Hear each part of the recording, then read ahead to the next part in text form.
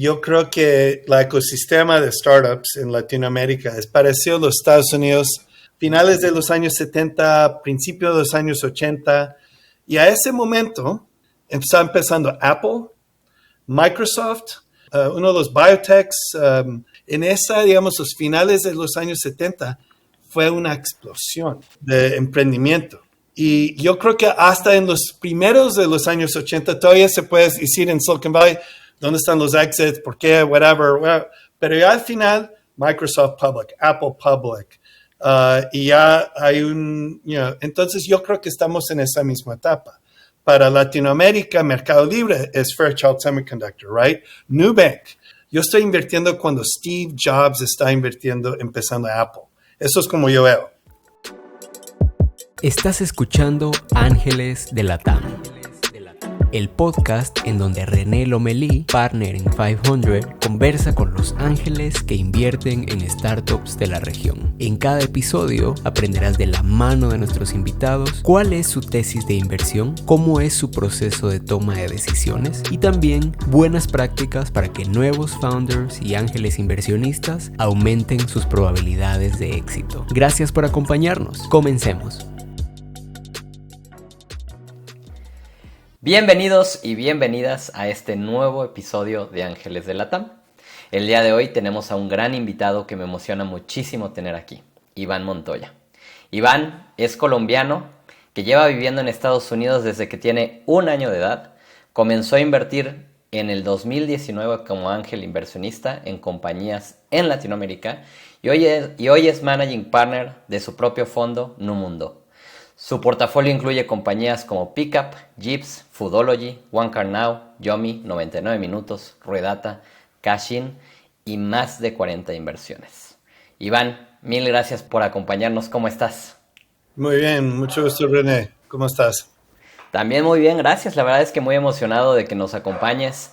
Eres uno de esos inversionistas que desde el principio yo quería tener en este podcast. Así que si te parece, para arrancar, cuéntanos cuál es tu historia. ¿Quién es Iván Montoya? Ok. Pues como tú dijiste, yo nací en Colombia. Nos mudamos aquí a los Estados Unidos cuando tenía por ahí 1 año. Mis padres eran de familias muy grandes. Entonces mi mamá era uno de 11, mi papi era el menor de 5. Entonces siempre estamos viajando a Colombia para los veranos y la Navidad. Yo siempre llegaba y era como 50 personas en el aeropuerto dándome besos, Ivancito y eso. Entonces, para mí, mis memorias de estar en Colombia son muy buenas. Y para la gente de Colombia, yo por alguna razón me acuerdo, había un restaurante que se llamaba Coco Rico, que era de pollo asado, buenísimo. Entonces, para mí, Colombia siempre era una cosa muy importante y especial. Y pues, hicimos esto hasta que tuve 19 años. Yo estaba ahí en el agosto del 89, entonces yo tengo 53 años ahora. Y pues no, estamos ahí cuando mataron el candidato Galán, candidato presidencial, y el próximo día nos fuimos de Bogotá y fue una cosa muy impresionante para mí. Y pues no volví a Colombia por 24 años. Me acuerdo cuando regresé, yo estaba en la universidad, acabo de acabar mi primer año, yo estaba en Harvard y mis padres eran doctores, entonces yo he sido doctor, el mayor, immigrant, todo eso. Entonces yo dije a mi mami que mire, yo acabo de pre-med, pero quiero aprender algo que pronto en el futuro pueda ayudar a Colombia. Entonces yo estudié economía digamos, de desarrollo y hice mi tesis sobre la economía en Colombia. Me acuerdo que yo conocí a alguien que iba a ser el presidente en el futuro, una persona que se llama Andrés Pastrana. Él estaba en el Kennedy School al tiempo y hicimos un seminario juntos. Y pues al fin no me volví doctor. Trabajé en McKinsey. Yo hice mi bachillerato en Houston, Texas. Entonces yo regresé a Houston y trabajé en un proyecto en la Ciudad de México en el año 93 para un banco ahí, Bancomer, y me acuerdo que estamos trabajando en un proyecto de deuda mala, en inglés se llama Non-Performing Loans, y me gustó mucho. Y también en esa época encontré el queso fundido, que todavía me sigue. Pero no, me gustó mucho estar en la Ciudad de México, pero hasta en ese momento en la Ciudad de México estaba muy peligroso, estaban empezando a hacer secuestros y eso, entonces pues yo pensé que pronto mi oportunidad de hacer algo en Latinoamérica se cerró. Y yo me vine aquí a Stanford, yo vivo aquí en Silicon Valley, yo vine aquí en el 95 para hacer el MBA. Y fue el principio del Internet, right? Creo que Netscape tuvo su IPO el mes antes que yo empecé la escuela, entonces pues me quedé. Y sobre los próximos, digamos 25 años, traen diferentes tipos de compañías de tecnología, desde Yahoo de los años, digamos en los primeros 5 o 6 años, startups de todos tipos, startups que tuvieron un éxito muy grande. Yo fui empleado 20 en una compañía que se fue por $1 billón, pero también en otros que se quebraron, right? Entonces yo he visto todo lo que pasa en el mundo de los startups, desde lo bueno, lo difícil y todo en la mitad. Y al fin regresé a Colombia en 2013 a visitar un amigo mío que era un compañero de la escuela del MBA. Él era un senador en Colombia y nos invitó, entonces fuimos ahí. Y me acuerdo que yo estaba ahí con mis padres y mi familia. Y yo me acuerdo que la situación obviamente está mejor, pero no como yo acordaba como más joven. Regresé otra vez 5 años después, en el 2018, con mi familia. Mi hija mayor se graduó de la universidad y fuimos a Colombia, fuimos a Medellín, Cartagena. Creo que fue al mismo tiempo del Mundial y James estaba haciendo goles por todos lados. Y yo me acuerdo muy claramente, estamos en Medellín y yo pensé, esto es como un país diferente, right? Y ni sabía de Rappi o nada de eso, pero yo regresé a los Estados Unidos, llamé a un amigo mío que es un cubano americano que se llama Alex Esteves, y él era el CFO de una compañía que se llama Atlassian, que tuvo mucho éxito, está en la bolsa, creo que ahora son de $50 billones. Es un venture partner de un fondo aquí que se llama Excel, y yo he conocido a Alex desde que estamos en Harvard. Y yo le llamé y dije, mire, yo creo que los próximos 20 años van a ser muy importantes en Latinoamérica. Yo creo que debemos apoyar emprendedores y nos debemos meter de una manera u otra en este mundo. Y creo que yo paro aquí para que podamos hablar, pero a los 6 meses, el equipo de Pickup, no sé quién fue, me imagino que fue alguien que sí está viendo este podcast, que se llama Harlan Pacheco, pero no sé, pronto fue Daniel. Y Alex dijo, ustedes son colombianos, deben hablar con Iván. Y esto fue antes de la pandemia, ellos vinieron aquí a Menlo Park, nos reunimos en un restaurante, todavía me acuerdo, se llama un coffee bar, se llama Coffee Bar, en downtown Menlo Park. Me gustó mucho lo que están haciendo, yo invertí $25,000, les dije, no problem, yo te ayudo a levantar capital. Eso fue bien difícil. Levantaron, yo creo que casi toda la plata vino de gente aquí de los Estados Unidos. Yo sé que hay varios ahí en Colombia que invirtieron también, pero creo que el lead de su ronda era una compañía aquí, o un fondo aquí. Y no, ahí empecé. Levantaron como $2 millones sobre, creo que ese próximo año. Y ahí empecé mi camino como ángel. Oye, Iván, mencionas un montón de cosas en las que me gustaría profundizar, pero una de ellas tiene que ver con de dónde nace la capacidad de pronto de convertirte en inversionista, ¿no? Ahorita mencionabas tal vez el punto de inflexión que es ser el empleado número 20 de una compañía que tiene éxito. Uh-huh. ¿Cómo es que alguien pasa de ser un operador a un inversionista en tu historia? Pues número 1, tiene que haber algún evento de liquidez, digamos, right? Y eso fue parte de, digamos, obviamente he tenido una carrera, ya soy un poquito viejo, ojalá I have a little bit, digamos, un poquito de liquidez, pero por seguro, eso fue muy importante.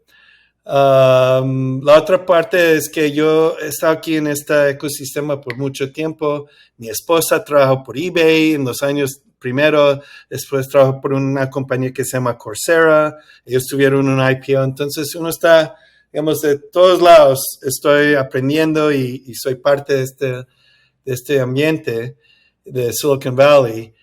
Pero, digamos, de ser inversionista, no he dicho, digamos, esta parte de la historia muchas veces, pero yo soy alguien muy curioso, entonces yo fui uno de los primeros, pero de los early adopters, como se dice en inglés, de podcast. Y uno de los primeros podcasts que yo empecé a oír fue uno de Jason Calacanis que se llama This Week in Startups. Y yo creo que yo empecé a oír a Jason, no sé cuándo empezó, pero pronto fue 2008, 2007. Entonces yo, digamos, eso fue más para aprender de startups, porque yo era un operador en startups, entonces quería aprender y eso, y estar, digamos, entender lo que está pasando y digamos, current events y eso. Pero después él dio su cuento de ser inversionista en Uber, escribió un libro de Angel. Entonces yo tenía la idea que yo quería hacer algo, pero quería tener un tesis diferente, right? O algo. Entonces eso fue, digamos, lo que por detrás. Y cuando yo estaba en Latinoamérica, al fin dice, ok, de pronto esto es, porque ser uno de miles de ángeles aquí en Silicon Valley, lo puedo hacer, pero ¿por qué un emprendedor quiere trabajar conmigo? Y que, digamos, en inglés muchas veces dicen, what's your edge? Uh-huh. Pero yo en Latinoamérica de pronto soy un poquito diferente, de pronto puedo traer algo que es un poquito nuevo, de pronto yo puedo ver oportunidades de otro punto de vista, digamos, right? Y eso fue la combinación de esas dos cosas, ahí fue la inspiración, digamos. Entonces, 2018 es un viaje a Colombia que potencialmente es ese momento que te inspira a iniciar con esa tesis. Y lo que me gustaría saber es, haces esa primera inversión en Pickup, $25,000 mencionabas. En ese momento tú ya tenías el plan de convertirte en lo que en tu LinkedIn tú pones como un super angel, porque pasaste de 2019 0 inversiones a hoy tener más de 40. Yeah. ¿Eso era un plan? ¿Fue casualidad? ¿Cómo pasaste a ser un super angel? Pues es una combinación. Esto fue un proceso muy orgánico, entonces tampoco te puedo decir que tuve ese gran plan de hacer 30 inversiones o 40, pero yo empecé a leer mucho sobre, digamos, cómo ser ángel. Obviamente está el libro de Jason Calacanis que se llama Angel o Ángel. También hay alguien muy importante en el ecosistema aquí que se llama Andy Ratcliffe, que era el fundador de un VC que se llama Benchmark Capital, que ha tenido mucho éxito. Ahora es el CEO de Wealthfront. Y es un profesor en Stanford para el MBA y él tiene un clase sobre Product Market Fit. Pero antes de eso, cuando él estaba en Wealthfront, hablaba mucho de los diferentes tipos de inversiones que alguien puede hacer, de las diferentes etapas. Y yo creo que él dijo, y también Angeles y otros dijeron, mire, si vas a estar invirtiendo así de temprano, tienes que tener un portafolio que es muy grande, por lo menos 30. Y hay diferentes números, hay unos que hacen mucho más, pero hay digamos, un mínimo. Y no tanto porque para diversificación, para, digamos, lo que puede fallar, más la diversificación para que lo que puede subir. Uh-huh. Porque con un portafolio más grande tienes más chance que de pronto apoyas a alguien que construye una compañía que tiene mucho éxito. Entonces, yo creo que en el año 2019, porque no hice mi segunda inversión en Latinoamérica por casi un año, después de Pickup. Yo creo que yo estaba aprendiendo mucho y a ese momento yo tenía un tesis más global, que era más como, digamos, emerging markets. Entonces, después de la inversión de Pickup, mi segunda inversión fue en una compañía en África que se llama Yasir. Y el chiste era que, esto es el Pickup de French Speaking Africa. Que era, digamos, la idea era un super app con movilidad y envíos y todo eso. Esa compañía hoy creo que ha levantado más de 100 millones de capital. Es anyway, me ha ido muy bien con esa inversión también. Pero yo estaba leyendo mucho, right? Y aprendiendo. Y la idea que tenía que por lo menos tener 30. Ahí creo que a mitad del año 2019 llegué a ese punto. Entonces, todas mis decisiones después de eso trataba de usar una disciplina muy fuerte. Entonces, a ese momento sabía que iba a invertir por lo menos en 30, pero yo creí que iba a durar 10 años, no que iba a ser en 3 o 4. So. Interesante. Y ahora me encantaría conectarlo con... Lo hiciste tan rápido que me imagino que en el camino descubriste que de pronto quieres hacer esto por mucho más tiempo y de ahí un poco nacerá el dejar de solamente hacer angel investments, sino un fund manager e invitar a otros a invertir a través de tu fondo contigo. ¿Por qué dejar de hacerlo por tu cuenta y ahora tener como la responsabilidad del capital de otros con un Mundo Ventures? Sí. Pues mire, empiezo con por qué invertí en 40 compañías en, digamos, 4 años y medio. Yo pensé que iba a invertir en 3 por año, entre 3 o 4, y creí que esto para llegar a mi número de 30 iba a ser 10 años. Y la razón que yo pensaba eso es que estando aquí en Silicon Valley, yo creí que no iba a tener acceso a compañías. Uh-huh. Creí que tuve que estar en Bogotá, en Ciudad de México, Santiago, pero muchas cosas cambiaron. Número 1, tuvimos una pandemia y ya pude tener llamadas sobre Zoom porque toda la gente está haciendo llamadas por video. Segunda cosa, yo creo que fue el efecto de YC en el ecosistema. Entonces, en vez de ser quién es este gringo de California, dice, tú estás en Menlo Park, estás en Silicon Valley, right? Entonces había una cosa de credibilidad que sin eso, no es digamos YC en particular, pero la idea de Silicon Valley y ese modelo de negocio de startups, right? Y eso fue muy importante. Y la tercera cosa fue que varios de mis inversiones que hice al principio les fue muy bien. Y muchos digamos, el red que empecé con Pickup. Pickup fue muy importante. Y hay, algo que yo entiendo, soy muy, ¿cómo se dice? Yo entiendo que hay una parte de suerte que es muy importante, right? Con Pickup no podía encontrar nadie que quería invertir en esta compañía en Colombia. Pero uno de mis amigos que está en VC aquí, dije, mire, hay esta persona que empezó su syndicate en AngelList que le gusta invertir en emerging markets. Debes hablar con él. Y esto es alguien que se llama Peter Livingston. Uh-huh. Y el fund es Unpopular Ventures. Pickup fue creo que esa fue la primera inversión del sindicato. Y yo le traía a Peter. Y por Peter fue a Business School aquí en Stanford con Dilip de Jeeves, creo que David Vélez estaba en ese mismo cohort de 2010 hasta 2012, 2013. Creo que el equipo de Quinto Andar, creo que los Uribes, Tomás Uribe y ellos que empezaron la House. Ellos entraron a Pickup porque yo conocía a Peter y ahí empecé en red. Entonces, yo empecé a invertir con Peter. Yo era un scout para él y él me mandaba deals de su sindicato y ahí empecé. Entonces, se aceleró mucho.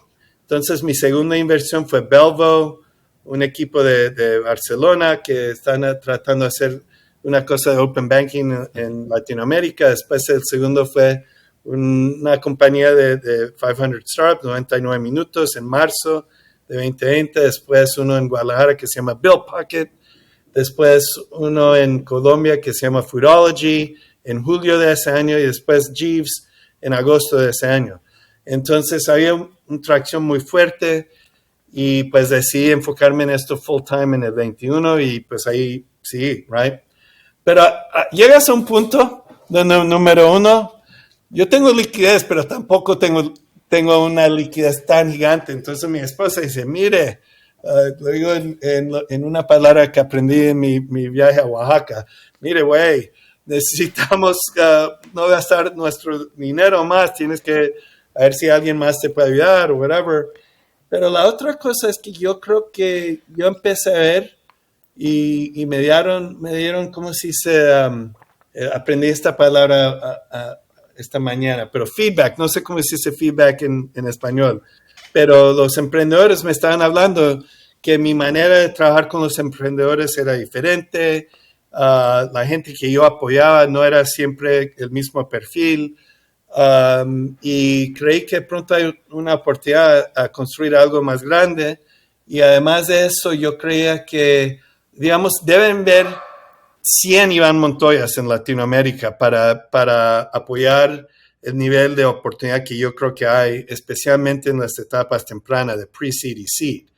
Entonces yo creo que de pronto hay una oportunidad para, digamos, el valor que yo traigo a este mercado y quiero apoyar a los emprendedores con otro cero, right? Porque siempre al principio, es bueno poner 25,000, 50,000, algo así, pero si yo puedo apoyar con 200,000, 300,000, 400,000, eso es un gran apoyo para alguien en pre-seed o seed, right? Completamente de acuerdo. De hecho, creo que me gusta la forma en la que piensas primero en cómo identificaste el valor agregado que ponías en la mesa y no ser un angel más. Y la otra que me gustaría entender, Iván, regresando un poco a tu historia, es cómo alguien que llevaba una inversión logra meterse en deals que hoy pues vemos como compañías exitosas, pero que probablemente en ese momento cuando estaban levantando capital, pues eran también compañías hot en el mercado, ¿no? Y estamos hablando de un 99 minutos, estamos hablando de Jeeves. ¿Cómo es que alguien que de pronto con cero reputación porque tenía una inversión en su bolsa en ese momento, logra meterse en esos hot deals? Lo que yo te diré es que en muchos casos no fueron hot. La gente cree que fueron calientes. Pero no. Right? No eran calientes. I mean, no quiero hablar mucho en 99 minutos porque ustedes saben mucho más de yo, right? Pero lo que yo entendía en ese momento fue que ese equipo, Alexis y todos, han trabajado por mucho tiempo. Y fue muy difícil, right? Y de pronto, tuvieron dificultad de levantar más capital, right? Entonces, para mí no fue hot. Para mí fue like, makes sense, right? Yo creo que yo tenía una tesis una cosa que no dije antes, pero yo tenía una perspectiva que de pronto lo que pasó en la China, de pronto es un ejemplo para lo que puede pasar en Latinoamérica. Entonces yo pensé, ok, ¿qué está pasando en la China? Pues ellos tienen e-commerce, tienen todo esto. Hice el apuesto que e-commerce iba a crecer mucho.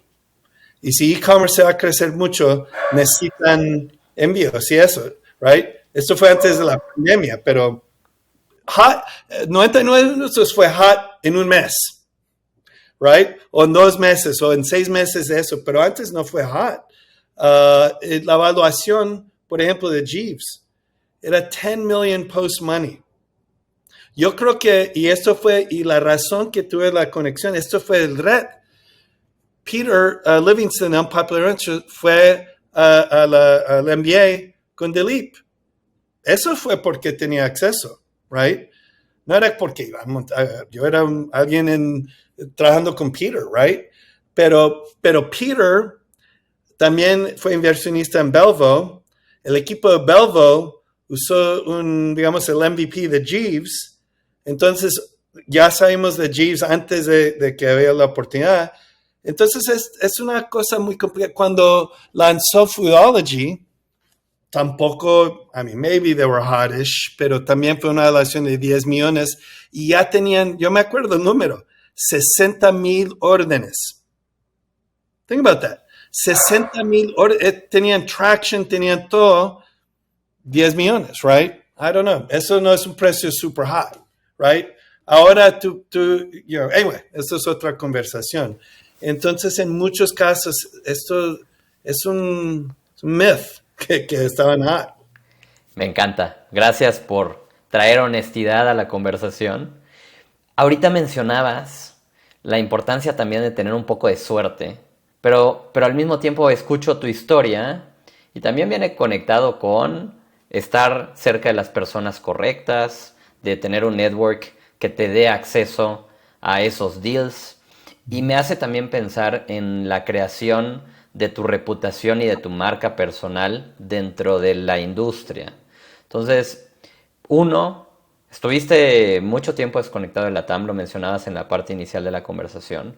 ¿Cómo empezaste a construir ese network? Hoy, si no me equivoco, ya muchos saben quién es Iván Montoya. ¿Qué te ha funcionado a ti para empezar a construir esa reputación? Ok.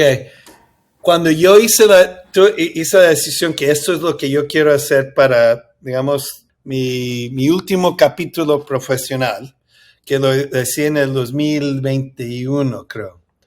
De ese momento empecé con más enfoque, digamos. No sabía que iba a tener un fondo. A ese momento creí que pronto iba a seguir siendo Ángel, right?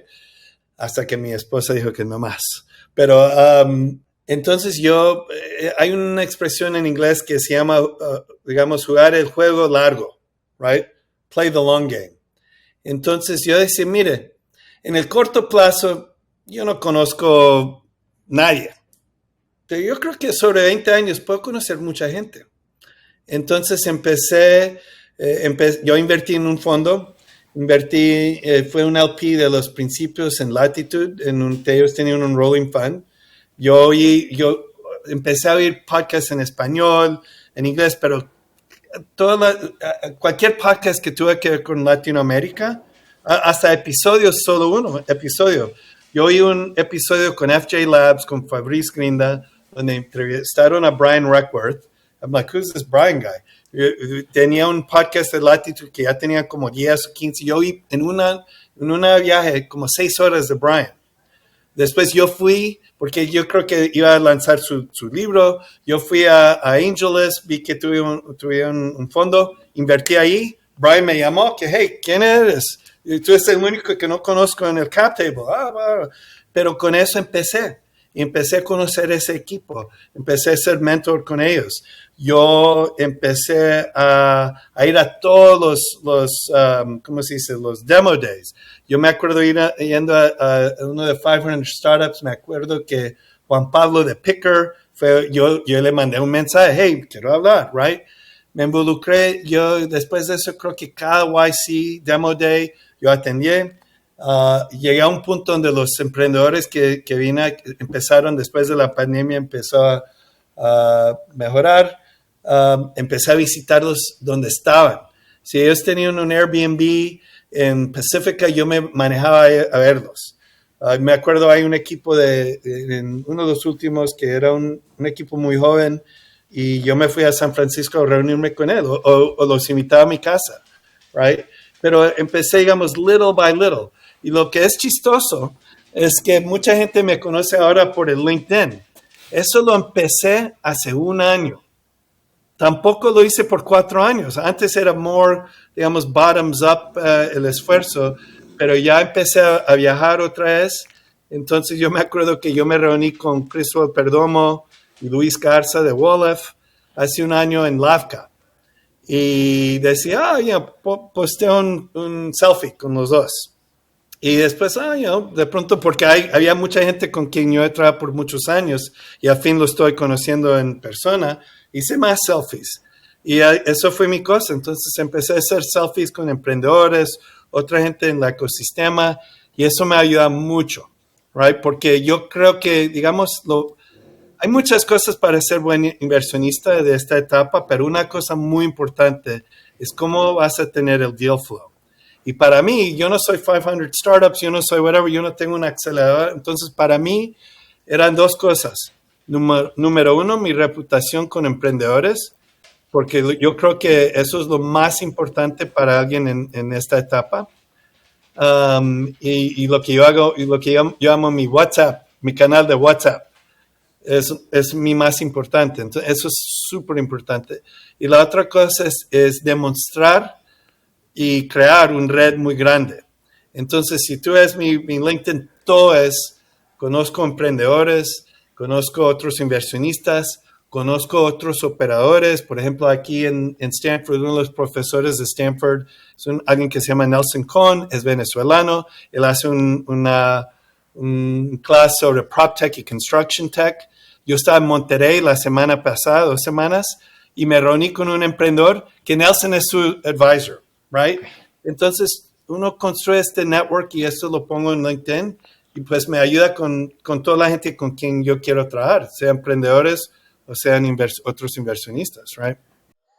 Este podcast es traído a ti gracias a Descubre.vc, la plataforma que consolida las noticias del ecosistema de startups en LATAM. ¿Quieres estar al tanto de todo lo que sucede en nuestra región? Entra a Descubre.vc y regístrate hoy.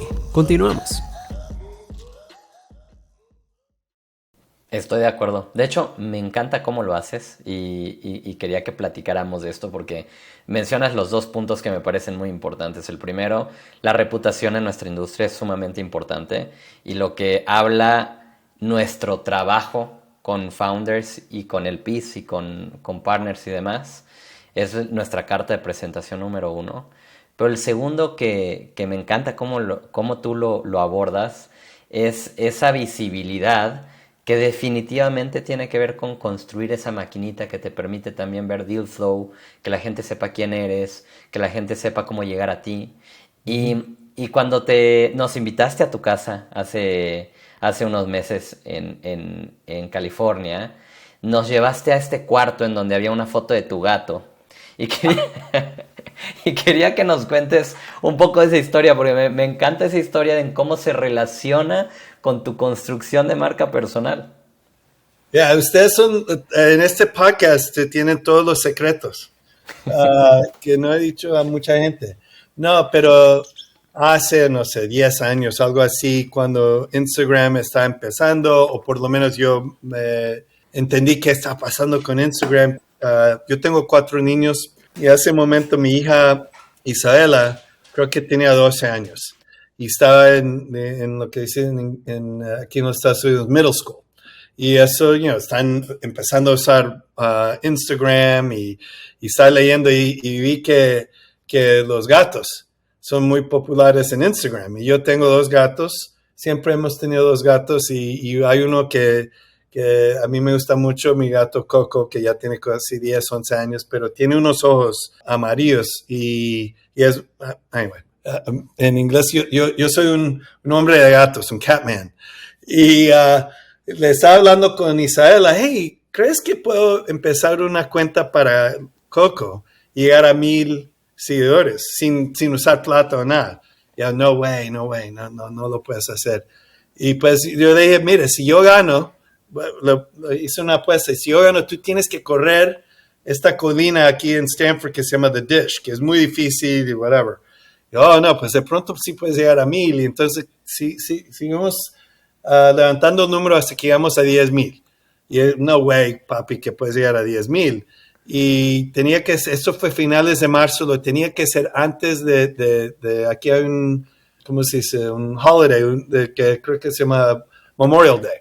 Entonces, antes de mayo 20, mayo 25, por ahí. Tuve como 1 mes y medio. Entonces empecé a postear y a seguir otras cuentas que les gustan los gatos negros. Y todo eso fue brute force, aprendí mucho, pero una cosa que aprendí es que si yo tomaba una foto con el gato y uno de los niños, o con una persona, como un selfie con el gato, eso siempre tenía más éxito que los otros. Y cuando empecé en LinkedIn, empecé con selfies y siempre tenía la idea, like, man, yo no quiero hablar de mí porque ¿quién soy yo? Right? Pero si yo hago un cuento de la persona que yo tengo en eso es más interesante. Right? Y empecé, y uno de mis amigos, Alex, el que estaba en el cuento, me mandó un text, hey, tú estás haciendo Coco the Bombay Cat on LinkedIn. Y eso lo dijo después de los primeros 2 posts. I'm like, oh, you're right. Y así es como decide ser el selfie guy on LinkedIn. Uh-huh.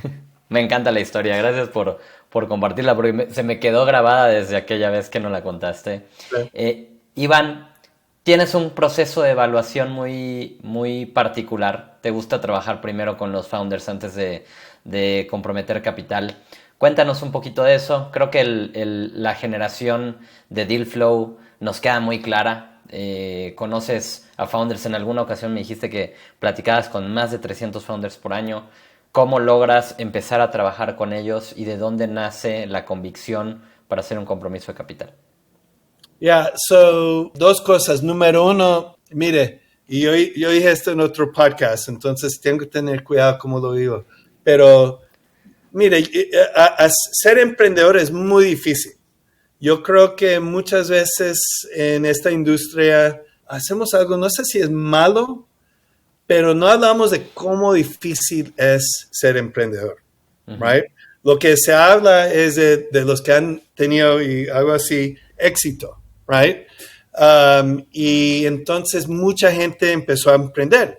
Y de una manera eso es bueno, right? Tenemos más innovación y más, de cierto vista de la economía, es bueno tener mucha gente tratando algo nuevo, sí. Right? Pero la realidad es que empezar algo y que tienes algún poquito de suerte, que encuentras product market fit, eso es otra cosa entera. Entonces es más como ser alguien que sube montañas y que va a subir, no sé, Everest o montañas muy altas. Nadie cree que subir Everest es fácil. Uh-huh. Saben que tienen que preparar, que hacer todo eso. Anyway, digo esto porque yo como operador he vivido esto y sé cómo difícil es. Y también como operador, yo he visto todo tipo de persona que ha tenido éxito en eso y gente que no, digamos, si tú ves el perfil en LinkedIn, dirás, no, este no va a tener éxito. Y lo opuesto, tú ves el perfil en LinkedIn, eso es 100%. Y en nuestro ecosistema de Latinoamérica hemos visto todo, right? Los dos. Y yo he apoyado los 2 perfiles, right? So no es algo que estoy dispuesto a uno y no al otro o lo que sea, pero sé que ser alguien que estudió en los Estados Unidos, trabajó en una compañía o en el ecosistema como Rappi o de pronto Nubank o una consultoría como McKinsey y que probablemente hablas inglés más o menos bien y no sé, que puedes dar una historia, right? Muy buena, right?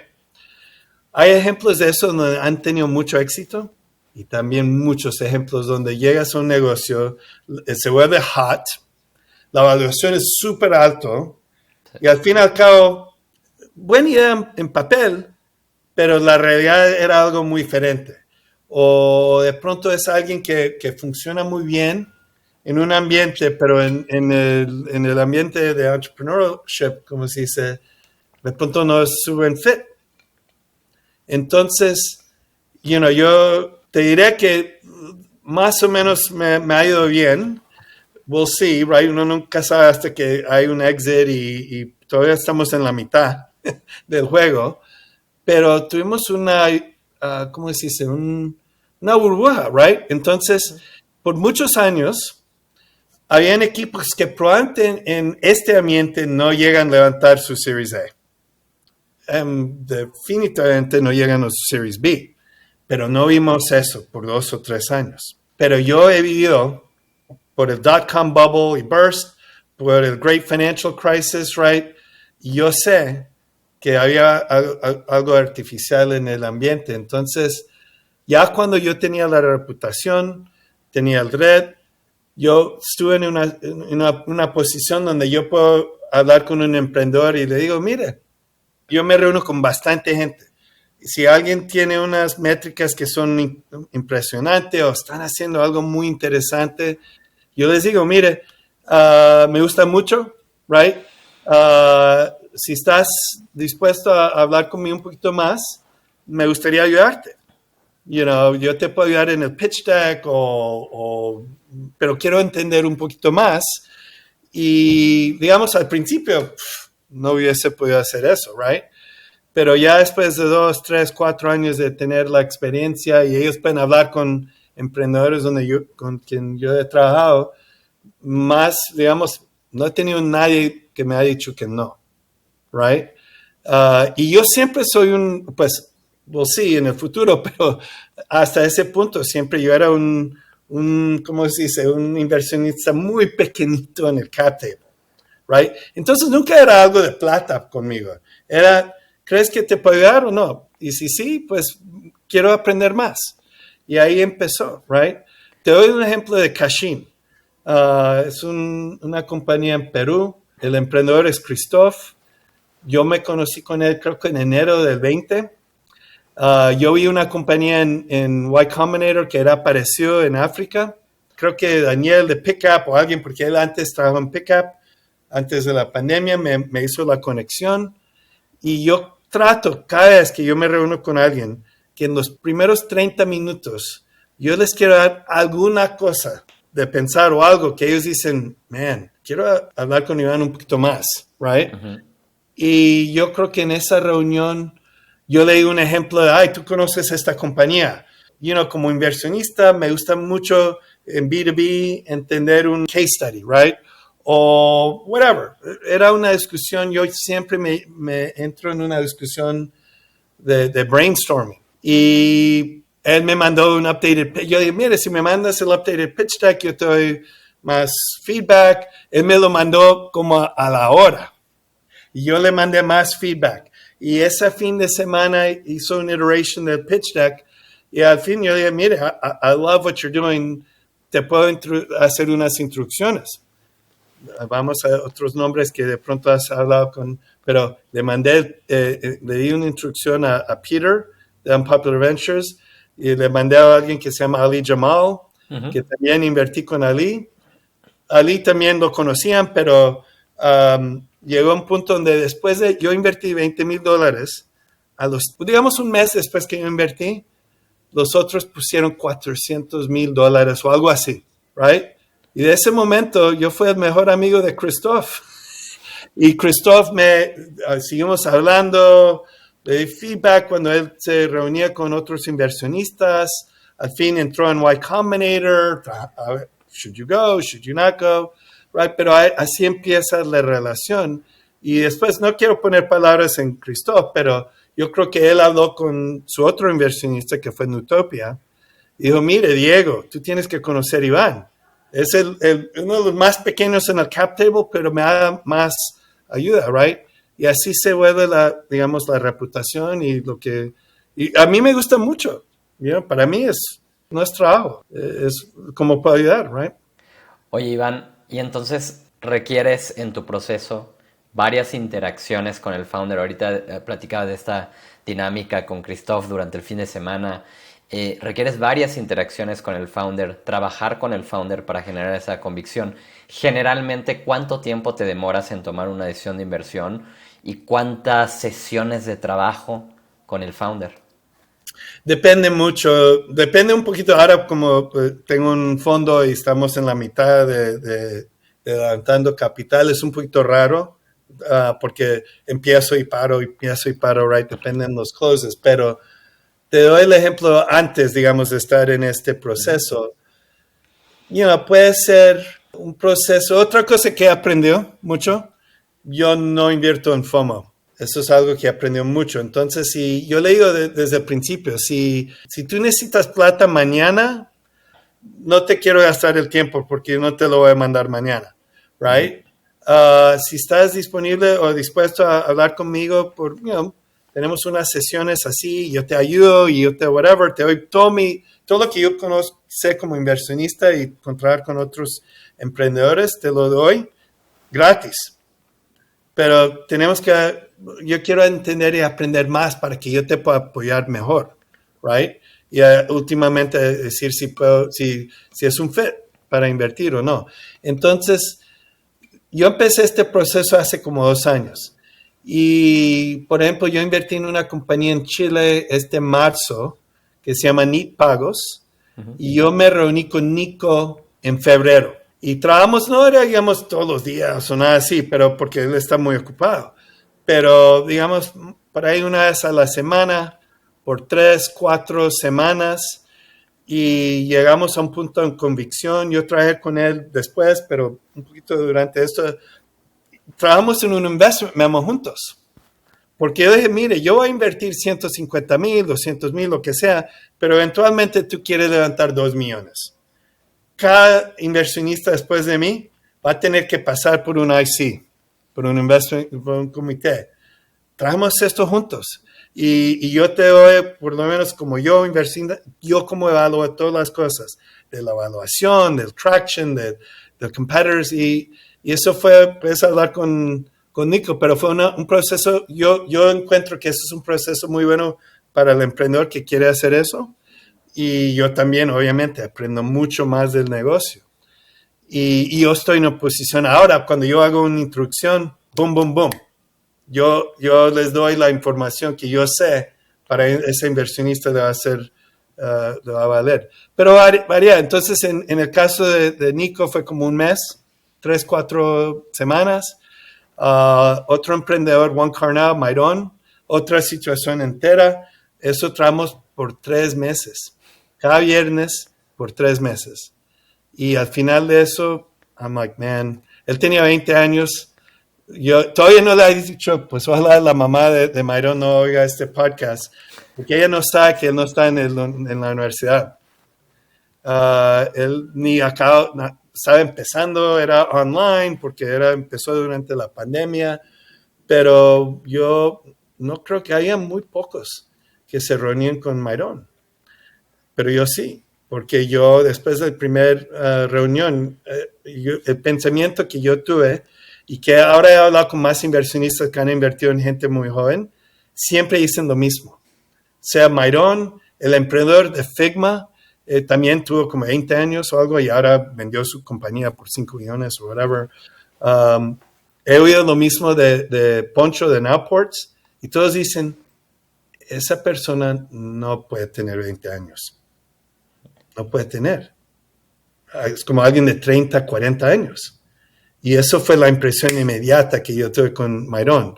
Y la idea era muy buena y eso. Entonces yo dije, mire, yo no invierto tan temprano, pre-launch, todo eso. Tú ni has ido a la universidad, pero creo que lo que estás haciendo es muy interesante. Si te reúnes conmigo cada viernes, él me dijo que iba a lanzar el producto en febrero.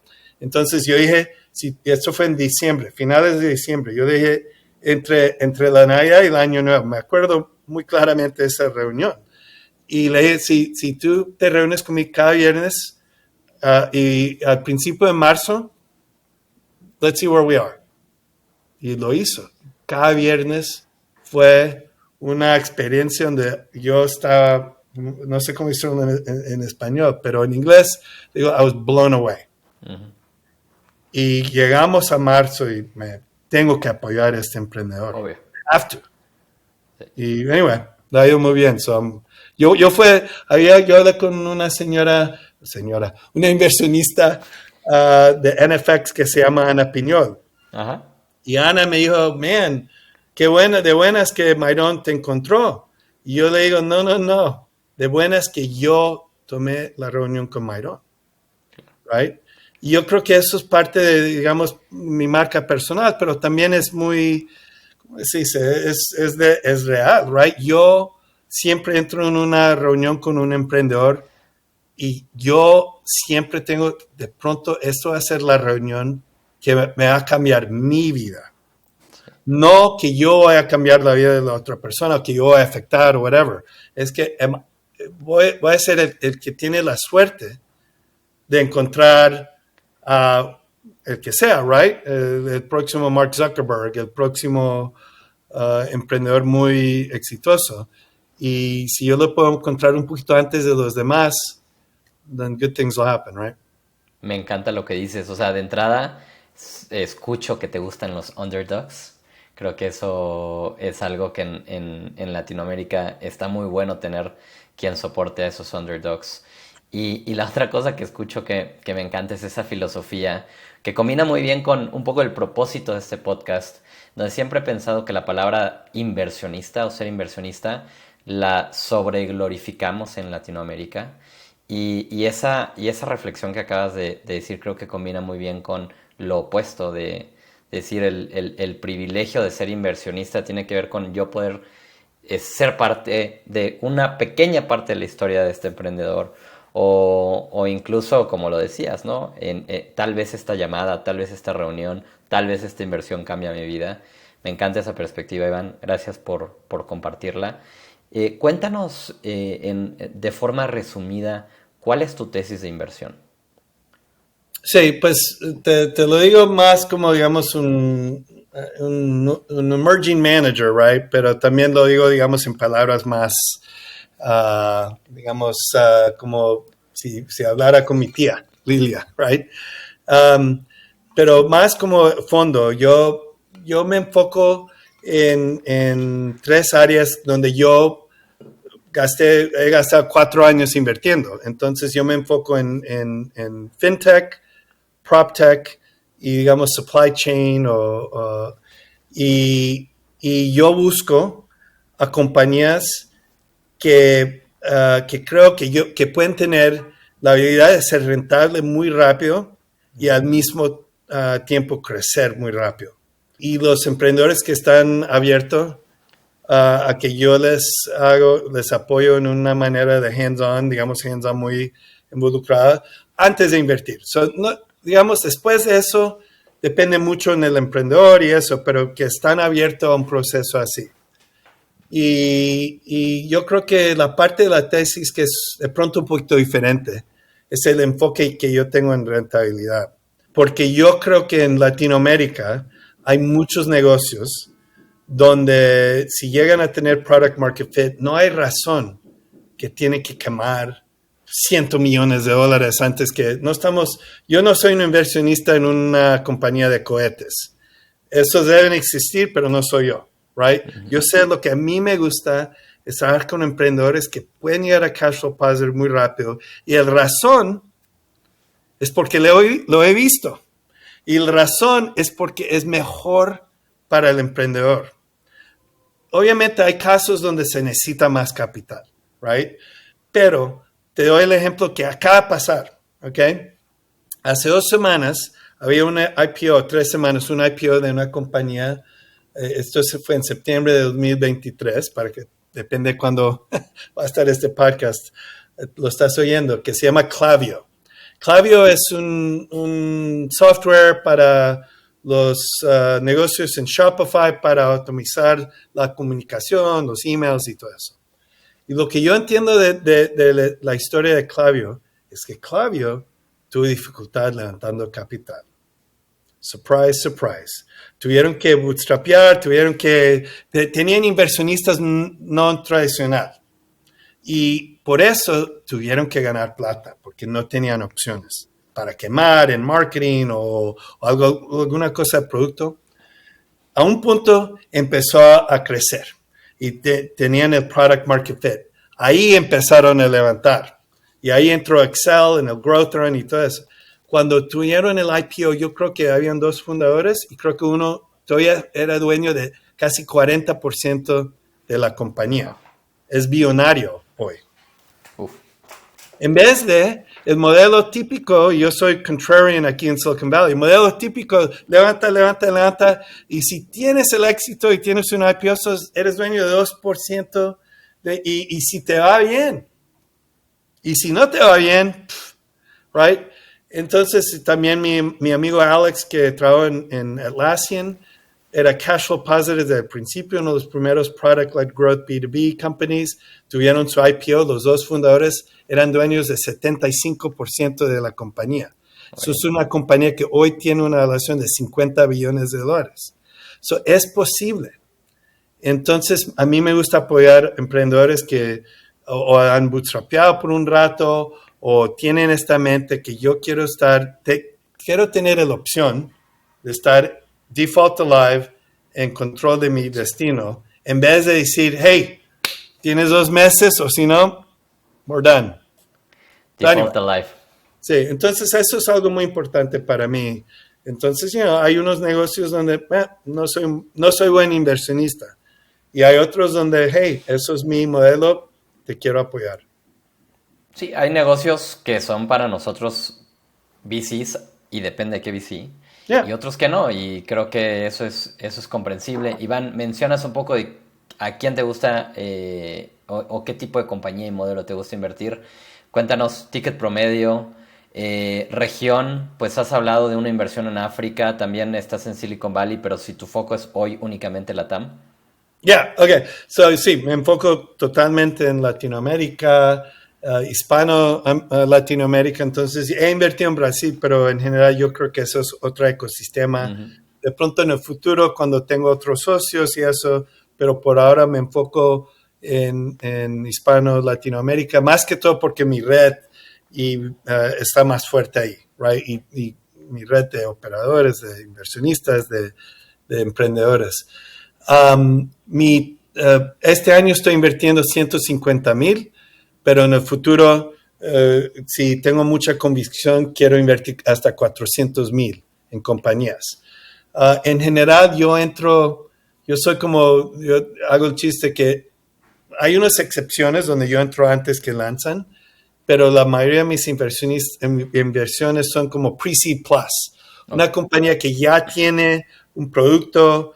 Estamos viendo unas señales digamos, de pronto muy poquitas, pero empezando a ver algún tipo de product market fit.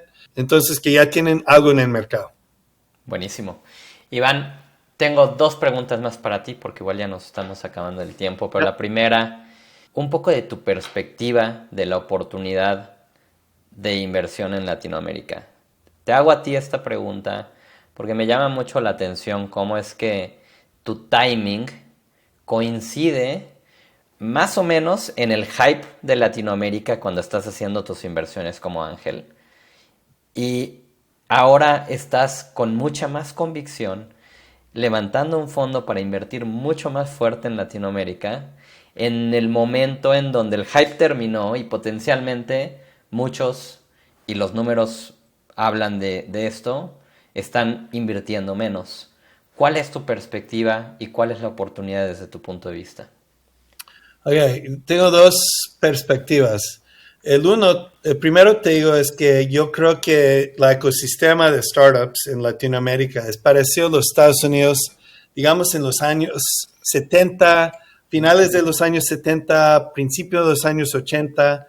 Entonces, aquí en Silicon Valley, gente cree que el término, digamos, de VC, eso empezó finales de los 60.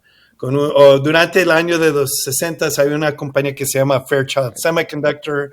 Eso fue el primer VC deal. Fue un deal en unas maneras raro. Un inversionista de Nueva York, whatever, pero empezó aquí. Después de eso salieron gente que empezaron otras compañías. Pero si tú vienes a Silicon Valley, a Menlo Park, a Palo Alto, digamos en el año 77, y tú traes un inversionista de Nueva York y le traes aquí a University Avenue y estás en un restaurante con ellos, y el de Nueva York va a decir, hey, ¿qué es ¿cómo se dice? Asset class, right? No han tenido casi éxitos. No hay exits. ¿Dónde están los exits? Fairchild, ese fue uno de, yo en Nueva York, yo hago private equity y hay muchos exits, right? O yo invierto en public equities, whatever. Y a ese momento está empezando Apple, Microsoft, creo que no me acuerdo cuál fue, pero uno de los biotechs, no me acuerdo cuál, pero en digamos, los finales de los años 70 fue una explosión. Sí. De emprendimiento. Y yo creo que hasta en los primeros de los años 80 todavía se puede decir en Silicon Valley dónde están los exits, por qué, whatever.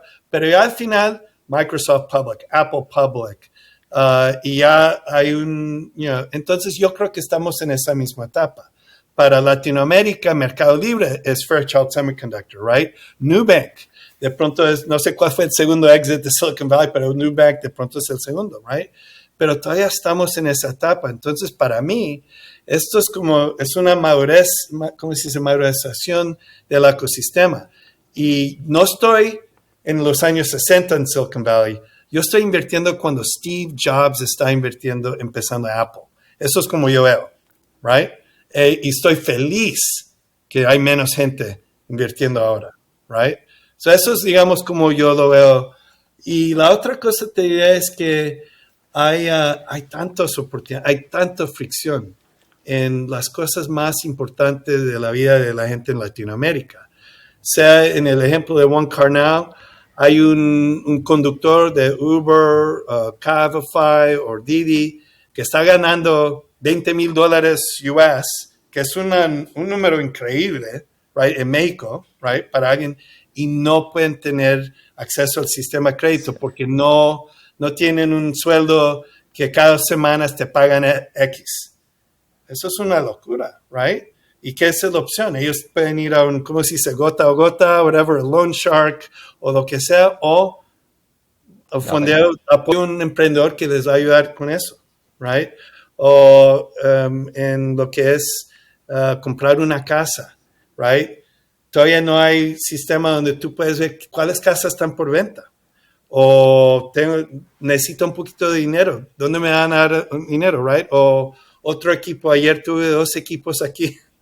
Mucha gente visitándome en la casa, pero dando crédito a la gente que está en banked, right? Y también en B2B. Hoy está un equipo, el fundador de una compañía de Guadalajara que se llama Credfeed. Y también deben ver mucho más opciones para los negocios tener acceso al crédito. Entonces hay muchos, digamos, tantas cosas para hacer que pueden mejorar la vida de la gente en toda esta región. So. Completamente de acuerdo. Coincido en ambas y también gracias por compartir eso, Iván. Y para cerrar, me gusta cerrar este podcast preguntándote un aprendizaje que has tenido en estos años invirtiendo que de pronto te hubiera servido saber antes de hacer tu primera inversión. No sé si hubiese cambiado, afectado mi inversión en Pickup, pero algo que me hubiese ayudado digamos, en el segundo año es que la evaluación, el precio es súper importante.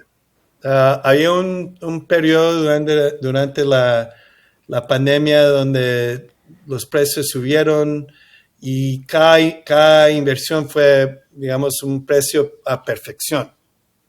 Y la realidad que si tú inviertes en pre-seed y seed, no sabes nada.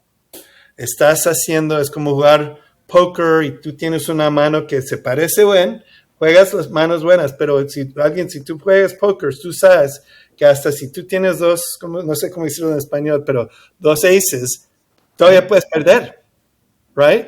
Entonces, es importante y es algo importante también para el emprendedor, porque había muchos donde tenían tracción y todas las otras cosas que yo busco, lo tenían. Pero ya una evaluación tan alta que llegaron al próximo punto, hay un cambio del ambiente y ahora es súper difícil para ellos levantar. Anyway, entonces eso es algo que de buenas, todos los que me han ido buenos, entré muy temprano, pero también aprendí mucho. Digamos, en inglés diré, don't believe what they say, the price doesn't matter. El precio es súper importante. Estoy completamente de acuerdo. Es el precio de entrada es uno de los factores más importantes en nuestro negocio con respecto a cuántos múltiplos vamos a hacer en el futuro. Ya. Yeah. Hecho, pues Iván, con eso nos quedamos. Te agradezco muchísimo por acompañarnos en este episodio de Ángeles de Latam. Si alguien quisiera platicar contigo de inversiones o un emprendedor encontrarte, ¿cuál es la mejor forma de contactarte? Pues 2 maneras. Número 1 sería LinkedIn. Yo respondo mucho en LinkedIn, pero también pueden ir a newmundoventures.com y ahí pueden aprender un poquito más tenemos un sitio web muy nuevo, entonces está de construcción, pero hay maneras para mandarme un email. Buenísimo. Pues Iván, de nuevo, muchas gracias. Me encantó platicar contigo hoy. Para todos los que nos escuchan, yo soy René Lomelí y me puedes encontrar también en LinkedIn. Si eres un ángel inversionista y te gustaría que platicáramos en este espacio, por favor, mándame un mensajito y seguramente podremos coordinar. Para los que nos escuchan nuevamente, nos vemos la próxima semana en un nuevo episodio de Ángeles de la TAM. Esto fue Ángeles de la TAM. Si te gustó el episodio, ayúdanos a compartir esto con más personas y síguenos para mantenerte al tanto de la siguiente conversación. Búscanos en redes sociales como @500latam y @descubrebc. Gracias por acompañarnos.